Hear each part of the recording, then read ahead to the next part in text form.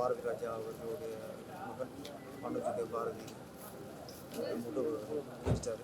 அவருடைய மரணம் வந்து தாங்கிக்க பாரதி அப்படின்ற ஒரு இயக்குனர் வந்து இயக்குனரும் பார்க்க முடியாது. இண்டஸ்ட்ரியில் உள்ள எல்லா இயக்குனரும் அவரை மானசிக குழுவாக இருக்காங்க. எல்லா உதவி இயக்குனரும் அவரை மானசிக குழுவாக இருக்காங்க. தமிழ்நாட்டை பொறுத்த வரைக்கும் கிராமங்களில் டைரக்டர்னாலே பாரதி தான் அந்த பேர் தான் ஞாபகம் வரும்.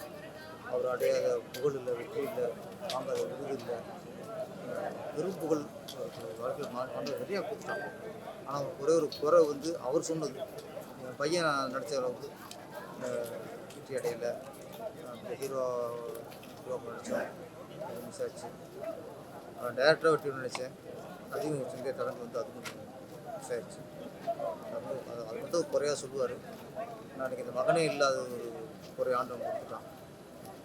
இந்த சூழலில் அவர் எப்படி இதை தாங்கிக்குவார், எப்படி சமாளிப்பார்னு ரொம்ப வேதனையாக இருக்குது. ஏன்னா அடிக்கடி மகனை பற்றி பேசிக்குவார்.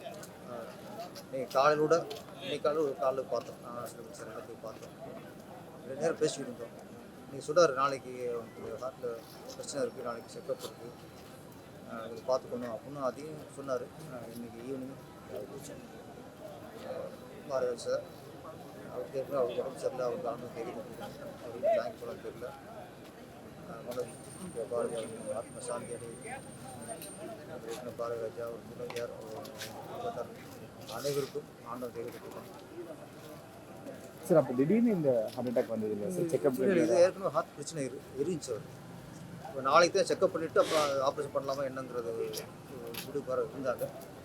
ஆனால் டக்குன்னு இந்த மாதிரி அவங்க எதிர்பார்க்கணும். நல்லது ஆரம்பத்தில் இருந்தார். காலோட செலவு ஃபோனில் பேசுகிறார், எப்பவுமே பேசுகிறார், காலைல ஃபோனில் பேசணும். அந்த பாரதி சார் வீட்டில் இருந்து மனோஜுக்கு காலையில் ஃபோன் பேசுகிறோம், மனோஜுக்கு பாரதி எப்போ மூலம் பேசினார். ஆனால் ஹார்ட் அட்டாக் சொல்ல முடியாதுல்ல எப்படி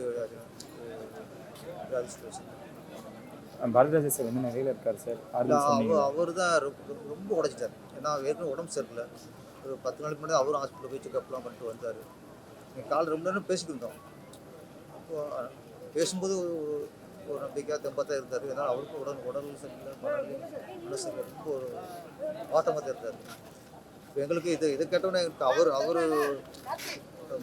மனநிலையும் அவர் எந்தளவுக்கு ஏதாவது நினைச்சு இருந்தும் இதாக இருக்குது. ஆண்டவன் தைரியப்படுது.